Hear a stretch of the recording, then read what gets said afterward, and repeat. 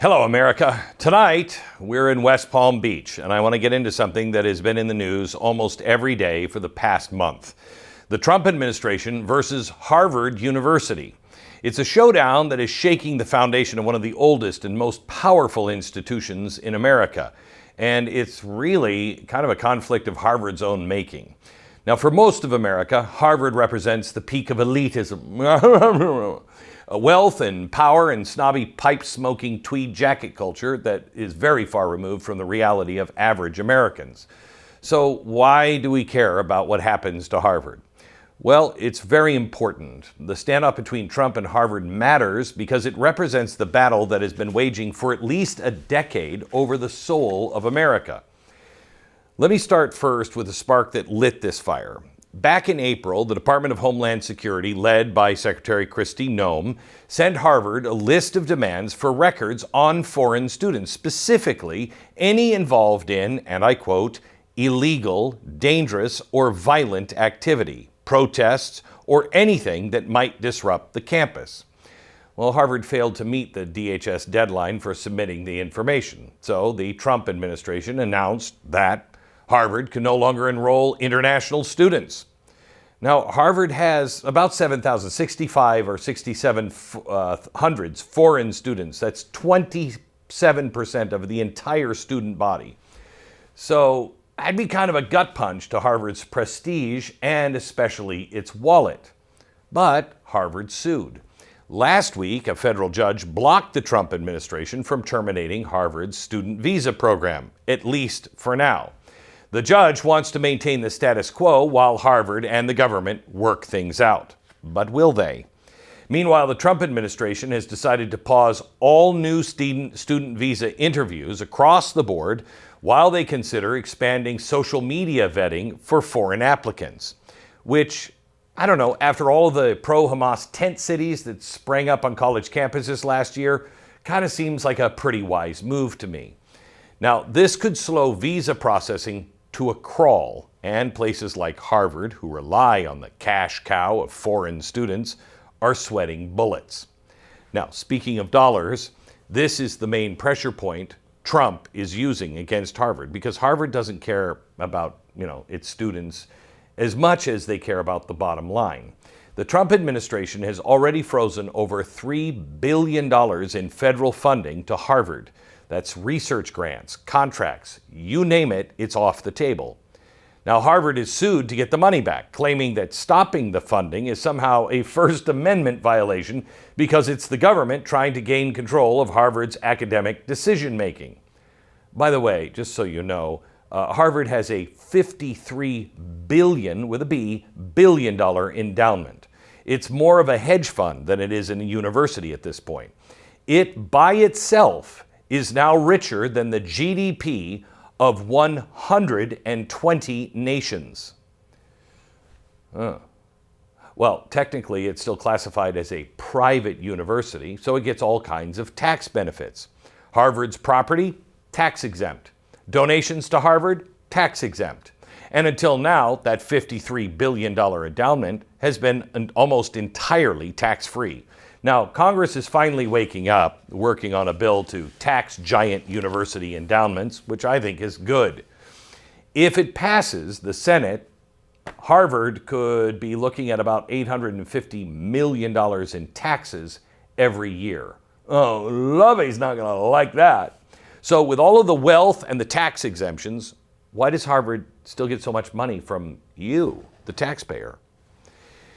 Well, it's actually something that Eisenhower warned about in the 1950s, and it started in World War II. The U.S. government started leaning on universities for research projects, including the development of the atomic bomb. And of course, once the federal spigot is turned on, it rarely gets shut off. So the research projects ballooned for decades, to the point that Harvard rakes in billions of your tax dollars from government agencies. It's now so bloated that it includes vital research like $50,000 project to study the effects of coffee drinking. I don't think I need a study on that. This is why Harvard is so cozy with Uncle Sam. When the left was in charge, the gravy train never was going to end. But now things are about to change. Now, Harvard is currently under 8 investigations involving 6 government agencies. Harvard's being asked to turn over student records, video footage of protests, and emails about Trump's executive orders, among other things. This is a major pressure campaign. So why? Why is Trump taking Harvard on like this? Well, 3 main reasons. First one, a huge one, anti-Semitism. I have a lot to say about this one a little later on, so stick with me. But basically, the administration says Harvard, along with a lot of other colleges, have been turning a blind eye to anti-Semitism on its campus, especially since the Hamas attack on Israel in October of 2023. Second, they claim that Harvard is not complying with the 2023 Supreme Court ruling that found Harvard's race-based admissions policy unconstitutional. And the third one, I think this one's pretty obvious, Harvard's crazy left-wing bias. During the presidential campaign year, last year, Trump said elite universities are controlled by, quote, Marxist maniacs and lunatics. And while those wouldn't be the words that I would pick, he's not wrong. While the First Amendment might not be able to change that reality, the power of the federal money just might. Harvard clearly betrayed and long ago abandoned its own motto, which is veritas, truth. It has essentially become a wing of the Democratic Party, or even worse, the left. It doesn't need, and certainly doesn't deserve, your tax dollars. In a nation where basically half the electorate is conservative, only 9% of Harvard's student body is conservative, and a measly 2.5% of the faculty identify as conservative. What happened to diversity and inclusion and all those parts of DEI? Oh yeah, I forgot. That only pertains to things like skin color and sexuality. You know, all the things Martin Luther King said we should ignore. Now, Harvard has been purging conservatives, silencing dissent, and indoctrinating their students for a very, very long time. Okay, so then what? Well, in March, the professor at Harvard, Timothy McCarthy, called for firing of any faculty member that doesn't support gender-affirming care for children. Wow, that seems kind of harsh. I mean, that's not exactly the pursuit of veritas, and it's not academic freedom. That's ideological indoctrination and conformity. Yet that's what it's expected of the students at America's supposedly top universities. They are factories of radical left-wing orthodoxy. Now, according to the Foundation for Individual Rights and Expression, which is not considered a partisan organization, they said, quote, Harvard ranks dead last among the colleges in the nation for free speech. Dead last. It scored a big fat 0 out of a score of 100. So why does all of this matter to you, the average American? You're not going to Harvard. You're probably not going to send your kids to Harvard. Well, Harvard being a left-wing and cranking out left-wing clone graduates is nothing new, but it matters now because colleges like Harvard are not just ivory towers anymore. There's been a massive cultural lab leak. What used to be academic theories behind the ivy-covered walls have infected the everyday lives of you and every other American, no matter who you voted for or what you think. This lab leak gave us microaggressions, DEI, critical race theory, LGBTQ plus II, or whatever, all of that doctrine, climate change propaganda, cancel culture, boys and girls sports, and on down throughout the entire list. Now this academic theory shows up in your kid's school, your workplace, and your HR policies. Clearly, academic theory has become an academic fact all across this country, and I believe, for one, that the line has been crossed. Why should we, the taxpayers, keep subsidizing something that actually subverts our values? I mean, if they want to do it and that's fine. Do it on your own dime. You have $57 billion. Why are you taking money from me and my taxes? Trump's showdown with Harvard matters. And I want to get back to one of the key reasons for this showdown that I mentioned earlier. And I'll do that in a minute.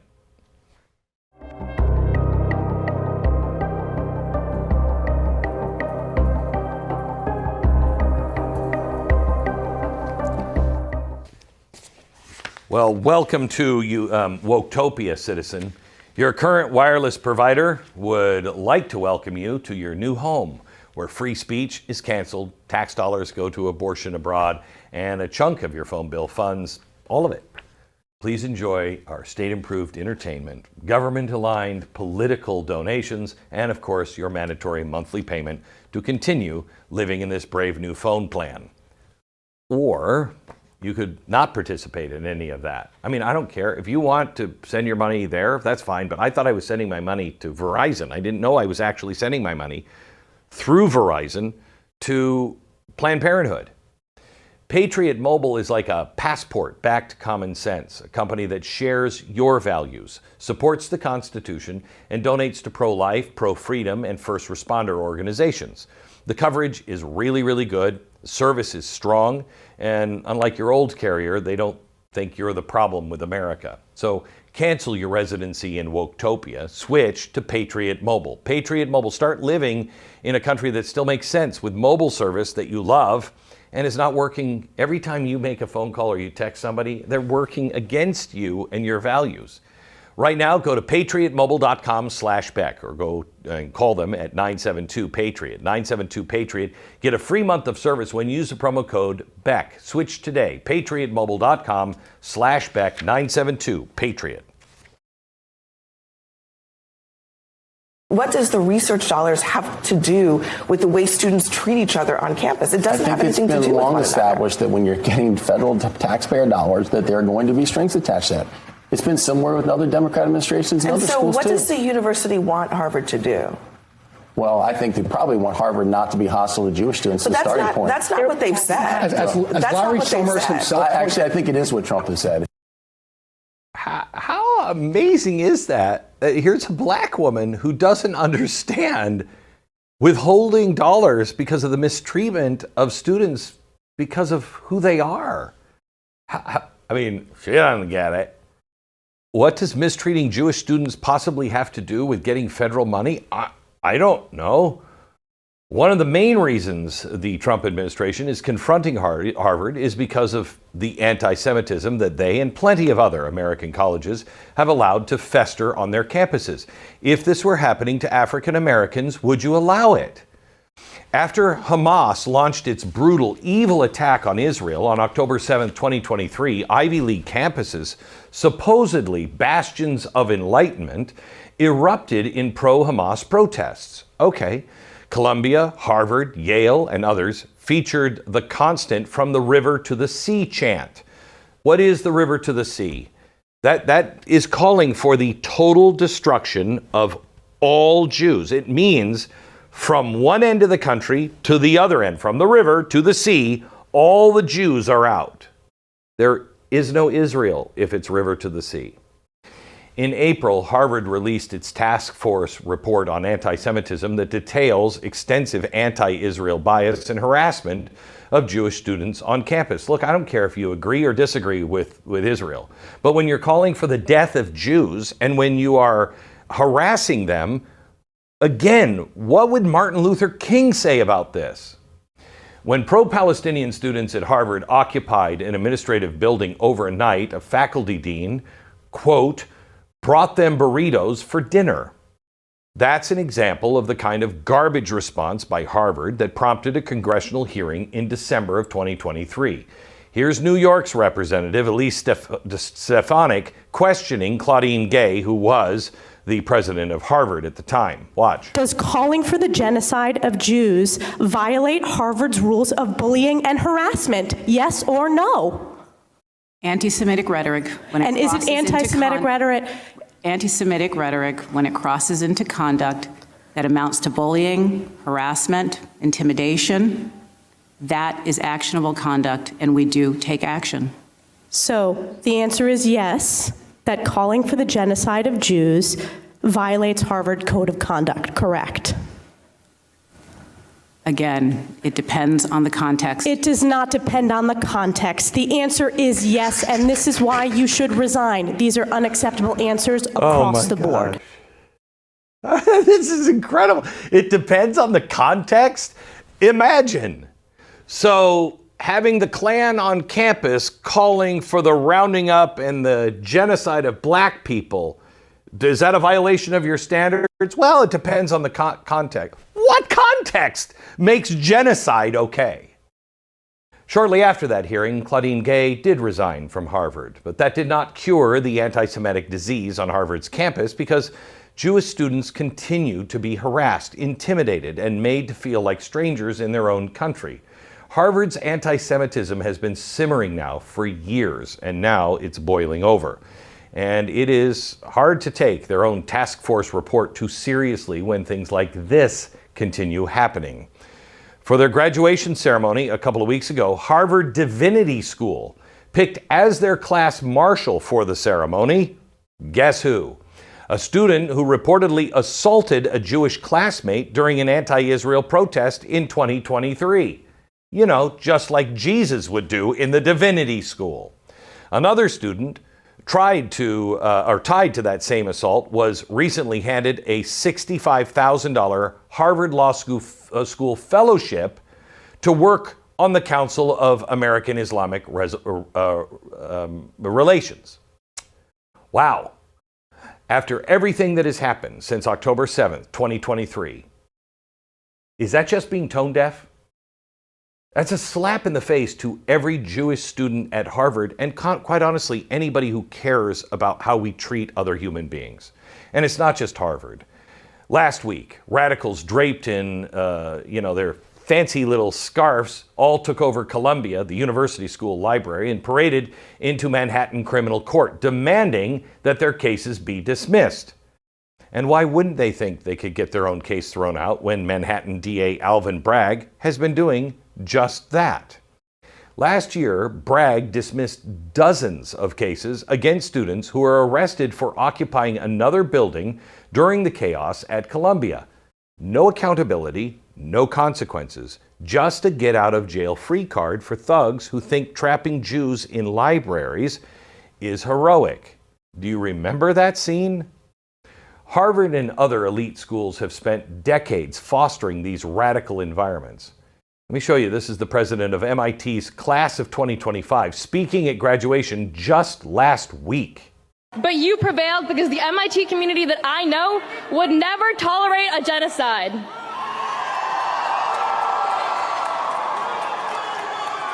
Right now, while we prepare to graduate and move forward with our lives, there are no universities left in Gaza.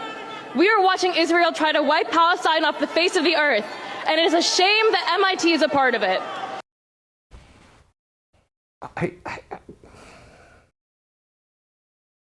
October 7th, they were raping babies.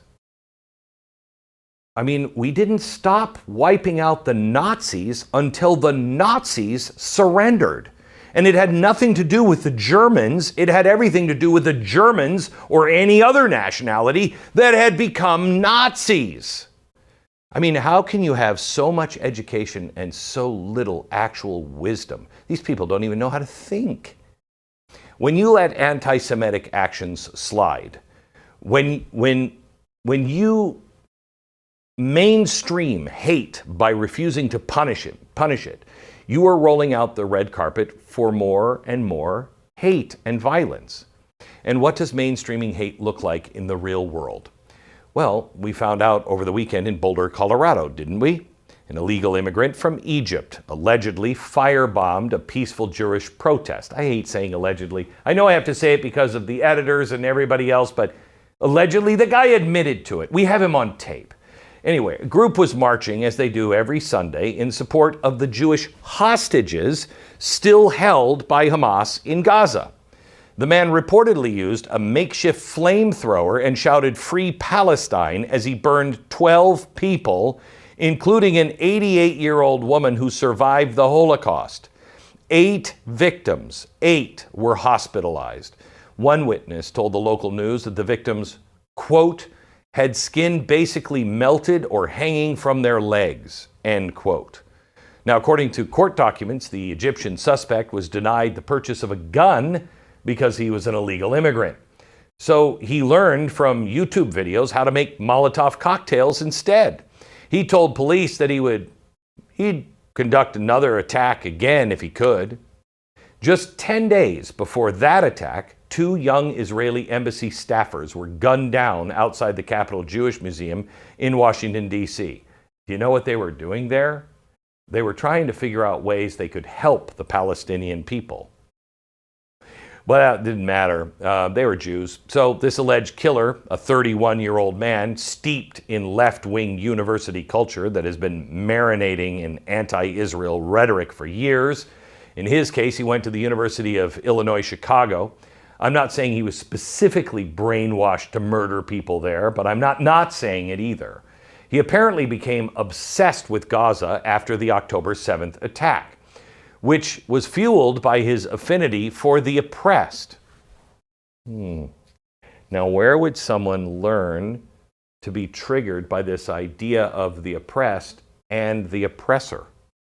Oh, I remember, basically in every college and classroom now in America.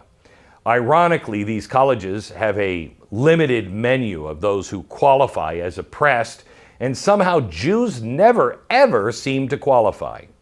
Court documents say this DC killer reloaded to keep firing bullets into one of his Jewish victims, a woman named Sarah. She was trying to crawl away. It had already shot her. He reloaded calmly, slowly, and then shot her while shouting, "Free Palestine." He then sat down, told the DC police that he did it for Palestine and for Gaza. Oh, well, that makes me want to support him. Piling on the evil, the Democratic Socialists of America, their Liberation Caucus, seemed to celebrate the assassinations, calling for the murderer to be freed along with all political prisoners. So, gosh, I think that's what Hamas says about the people that are in Israeli jails who have blown themselves or others up. This is what happens when universities normalize hate, and it never stays on campus. Those who are unhinged feel emboldened, and blood is spilled in the streets. There was a time when the left might have agreed that anti-Semitism had no place on the campus or anywhere in America. I mean, they keep saying that they don't want racism anywhere on the campuses. Neither do I, but they seem to be promoting racism. During the civil rights era, the federal government didn't sit idly by when Southern universities refused desegregation. In fact, when the president acted, President Kennedy, most of the American people cheered, thought it was the right thing to do. They used funding, investigations, and the Supreme Court rulings to force compliance. When institutions defy justice, the government has no choice but to step in. So there is a precedent for what the Trump administration is doing right now. The precedent, was set by 2 Democrats, JFK and RFK. You know, the heroes of the Democratic Party forever and ever, along with Martin Luther King. All 3 of those guys, they deny now. Harvard has been playing footsie with anti-Semitism while raking in billions in taxpayer dollars. Now they're facing the consequences, and they don't like that. But this fight is much bigger than just Harvard. It's about whether our universities will be incubators of hate or beacons of truth. The Trump administration is drawing an important line in the sand. We cannot let foreign students or anyone turn our campuses into cauldrons of anti-Semitism or hate. You don't get to come to America as a guest on a student visa, spew your hateful rhetoric against Jews or America. You don't get to trap Jewish students in a library. You don't get to crash the university president's office or set up tent cities calling for Israel's destruction. That's not free speech. That is incitement. In just the last 2 weeks, we've seen where this leads: terrorism and murder in our own streets. Okay, I'm going to take a quick break, and then I'm going to give you some more perspective that I don't think you're going to want to miss, because it's actually not coming from me. Ben Shapiro joins me next.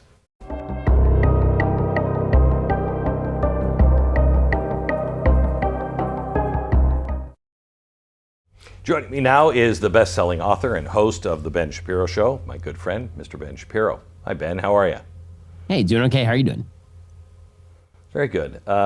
I want to talk to you about this Harvard thing, but I also want to get into, you just spent some time over in Ukraine and how you see that shaping up and what you think is happening with Russia, et cetera, et cetera.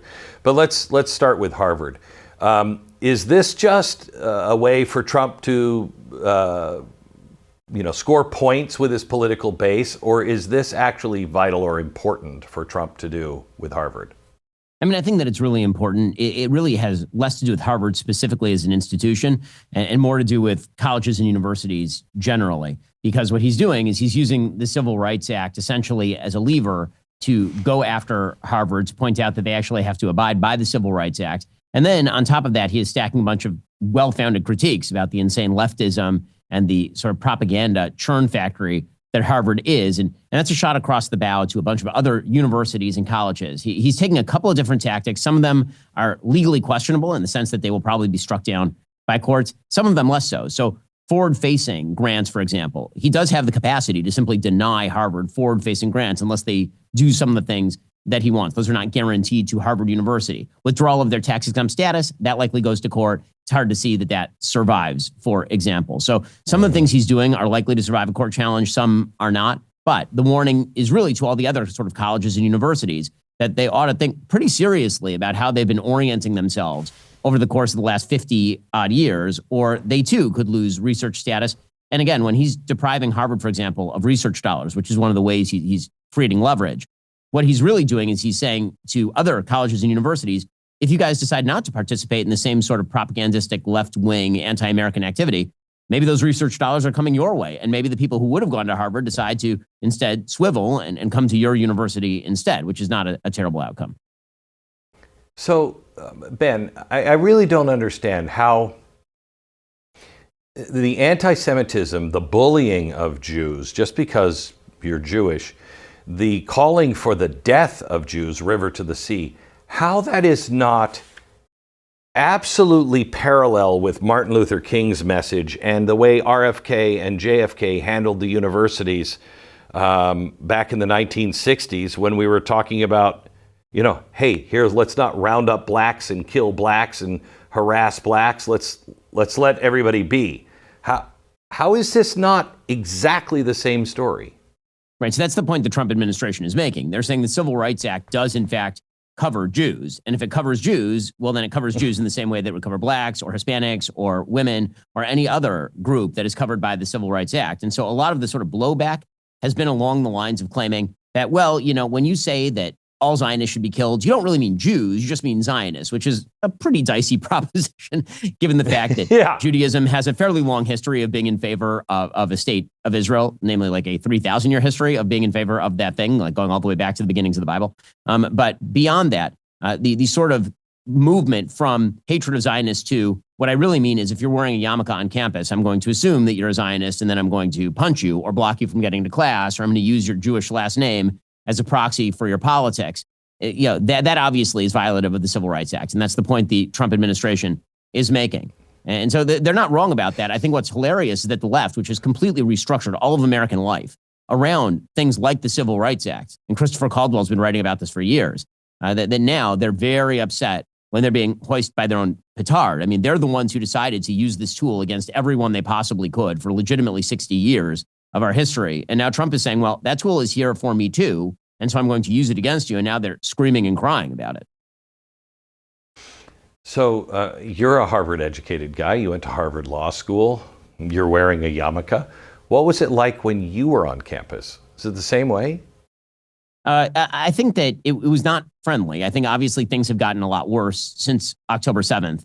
There were these sorts of intimations when I was at undergrad at UCLA, actually. There was some violence against Jewish students. I remember there was a situation in which I was pushed around a little bit. The question is to whether it rises to the level of systemic discrimination, which is what is required by the Civil Rights Act, as opposed to sort of, anecdotal discrimination. That's really the question here. And it certainly has. A kid named Shabbos Kestenbaum, who was a far leftist and now is a Trump supporter and actually spoke in favor of President Trump during the last election cycle. You saw him at the RNC. Yeah. Shabbos is a student, I know him, at Harvard, and he was pushed around. All his friends were pushed around. And the levels of discrimination that the administration were engaging in are in fact quite real. And obviously that crosses paths with a lot of other sort of conservative ideas about what should happen with Harvard. And so people are saying, well, Trump's just using this as a front to go after Harvard.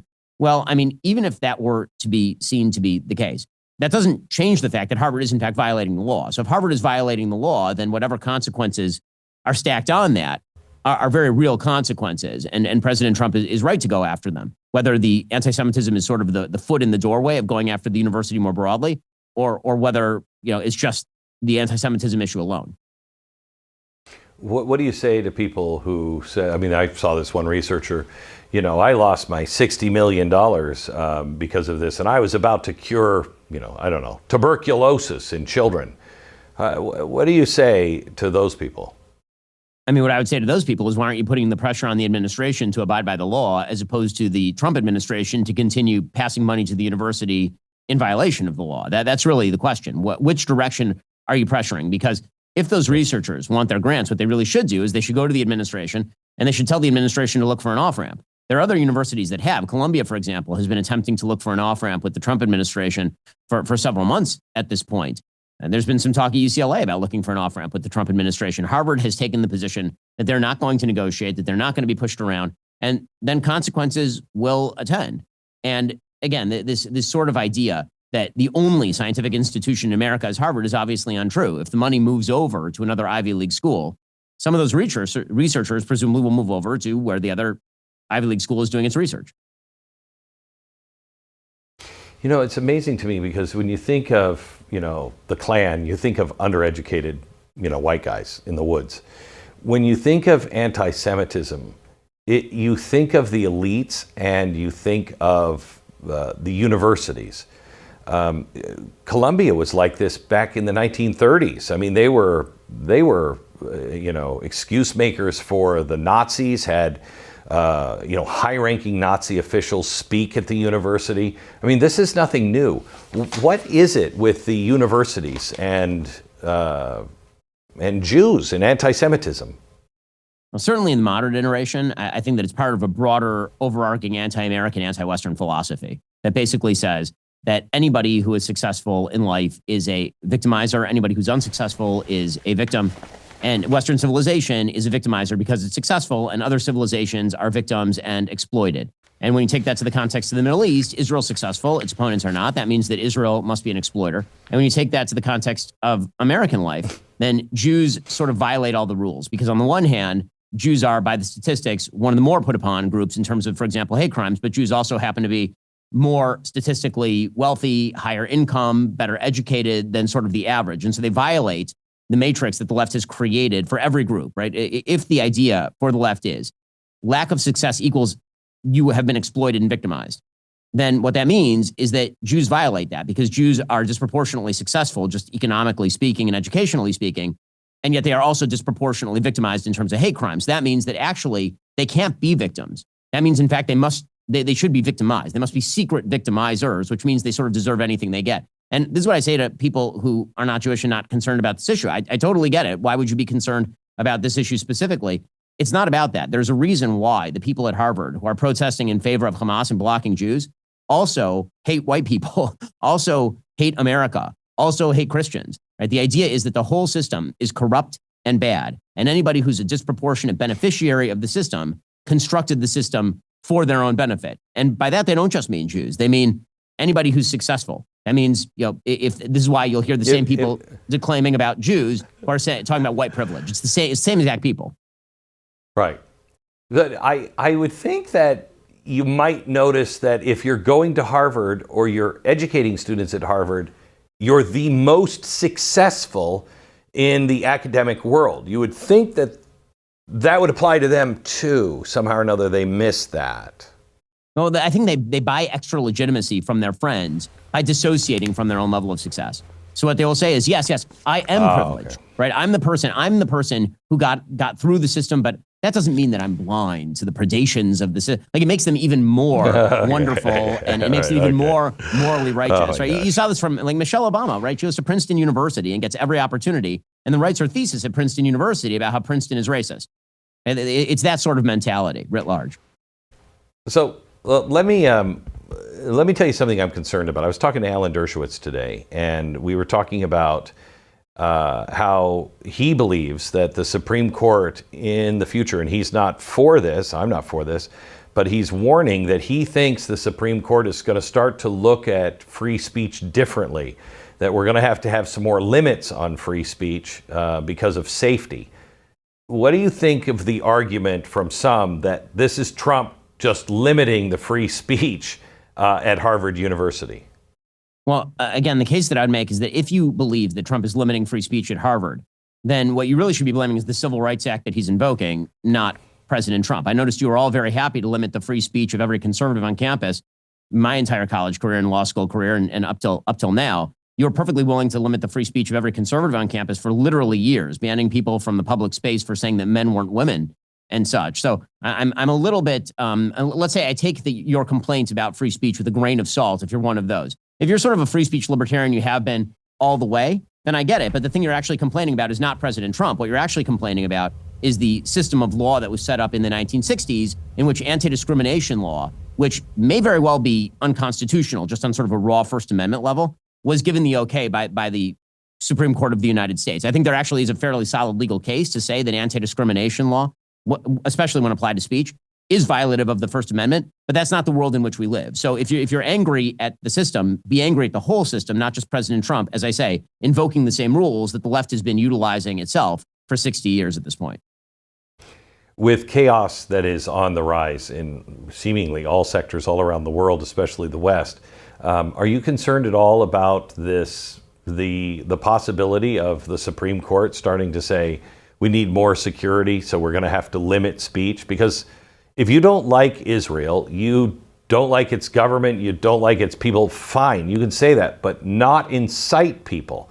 I don't like it, but I don't expect to live in a world where I like what everybody says. Are you concerned that we could be headed towards a real clampdown on free speech if this violence and everything else starts to really rear its ugly head?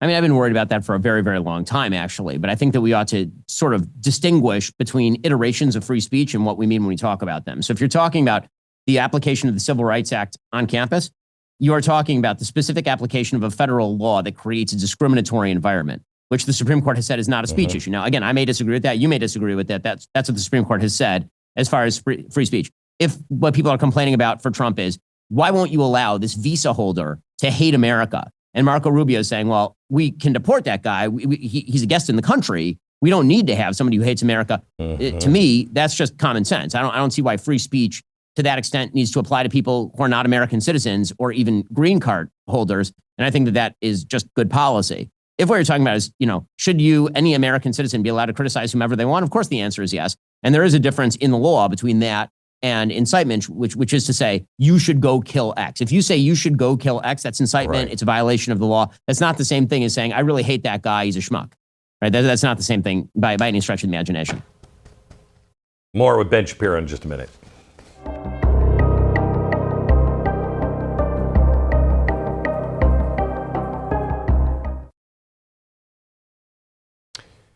So Ben, before we leave the Harvard story, what is the end game here for Donald Trump, do you think? What's he really trying to do?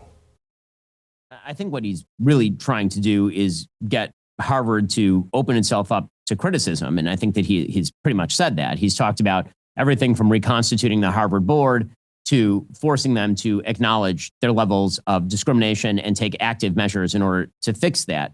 I think that, in the end, that's what it will come down to. Some deal will end up being cut between Harvard University and the Trump administration, because if not, then Harvard is likely to suffer the short end of that stick. Regardless of what happens in the courts, Trump has an awful lot of means at his disposal that are well within the law to really harm Harvard, and he is going to use them, and frankly, he should.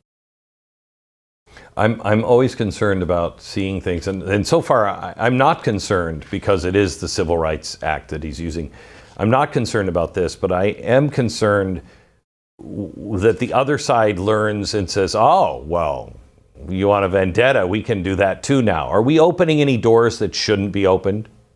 I think when it comes to what he's doing at the universities, probably not, because I think those doors have been open for a long time by the left. This feels more reactive by President Trump than as though he's doing something much further than anything the left has ever done with universities or tax exempt status in the past. But Like I'm not a big fan of starting to wield weapons that you don't know how they're going to be used once they're taken up by the other side. I'm not sure I see that too much with the universities.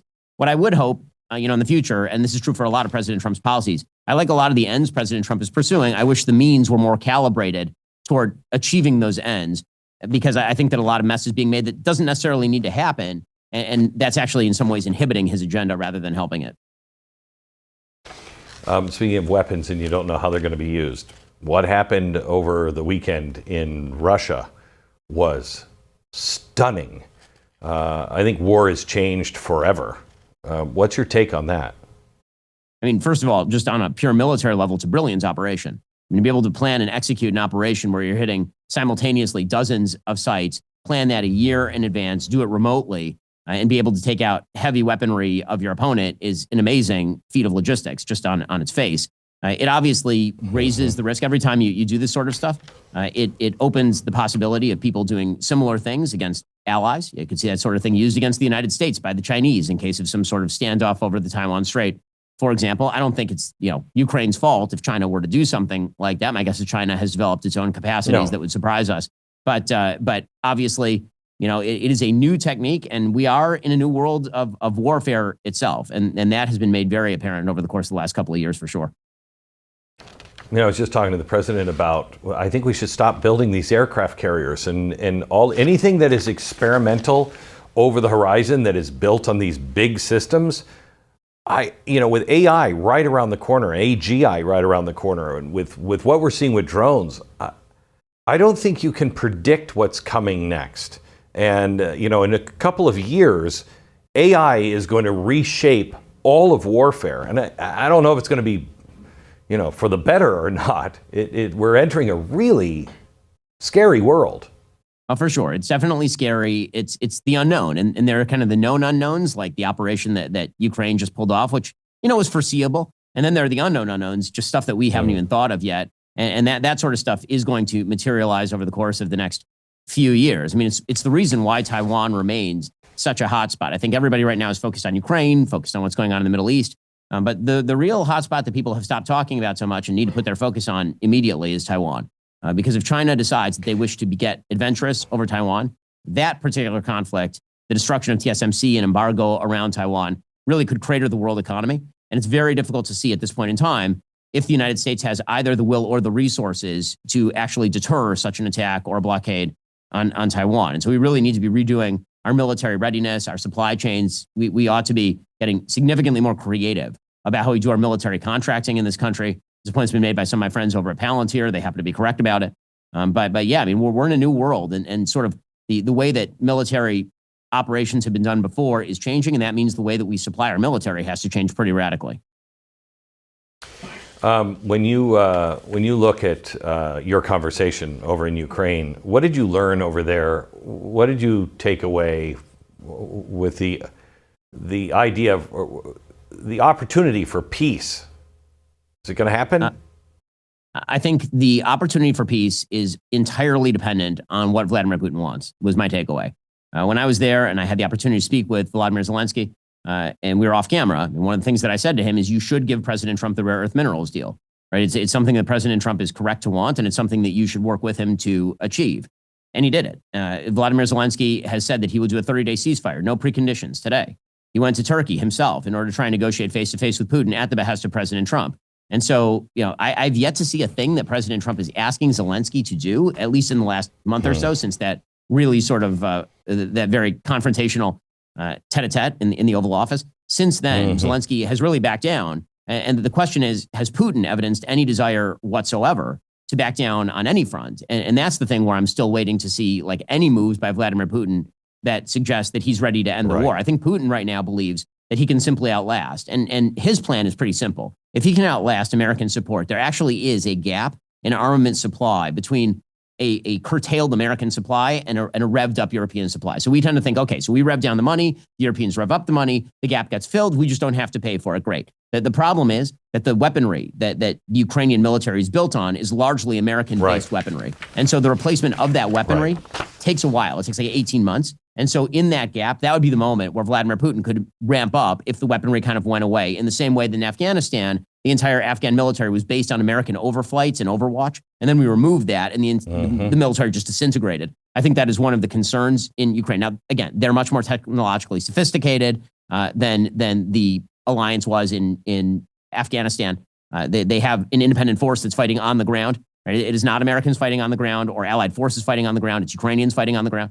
With all of that said, I think Putin's plan is I will outwait, I will outlast. And I think that's the thing that he and Xi have in common. The benefit to being a dictator and not caring about your citizens very much is that you can have a 10-year or 20-year strategy. The problem in a democracy is your strategy is 2 years and you have to care about public opinion as well. And so if you're China or if you're Russia, outlasting actually is a pretty good strategy.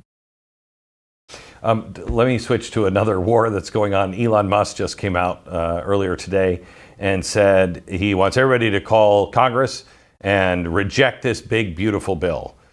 There's a lot of good things in the big, beautiful bill, a lot of bad things in the big, beautiful bill.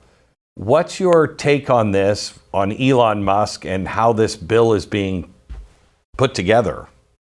So, I think that we have to kind of discuss it in two separate forms. One is sort of the ideological and one is the pragmatic. On an ideological level, obviously, Elon is right. When it comes to solving America's debt crisis, this bill doesn't do nearly enough to solve America's debt crisis. Yeah. And right. I mean, it makes like very minor changes for work requirements on Medicaid from my perspective. And you can call those big cuts to future spending, fine, but it doesn't really shape the cost curve in a serious way that would get the American national debt down. And of course, by maintaining the tax rates where they are, presumably that leads to, in the best case, not much loss of revenue because of increased economic dynamism. In the worst case, some actual loss of government revenue, which is to say tax money. The bill itself is not designed to lower spending. It's not designed to do that in any real way. So on an ideological level, listen, on an ideological, I'm a Tea Partier. On an ideological level, going all the way back to 2005, I'm in favor of privatizing Social Security. But on an ideological level, the American people disagree with me. And President Trump actively campaigned in 2016, 2020, and 2024 on not touching Medicare, Medicaid, or Social Security in any serious way. And so that being the case, the idea that we were even going to return to 2019 levels of spending with a majority in the House of 2 votes and a majority in the Senate of 3 seems to me fantastical. So the question that you have now on a pragmatic level, and this is where President Trump is right, on a pragmatic level, here are your actual choices. Either taxes remain the same and the spending curve continues to go up, but at a slightly lower rate, or the taxes increase and the spending continues to increase at a slightly lower rate or a slightly higher rate. No one in this country takes seriously the debt problem. And I get where Elon is coming from. I do. I welcome him to the party, pal. Like I've been here for my entire, you have too, Glenn. I mean, we've all been here for decades talking about this stuff. Ben, I'm sorry, I got to cut you off. We're at the end of the program. I will see you on Friday. Thank you. God bless. Sounds great.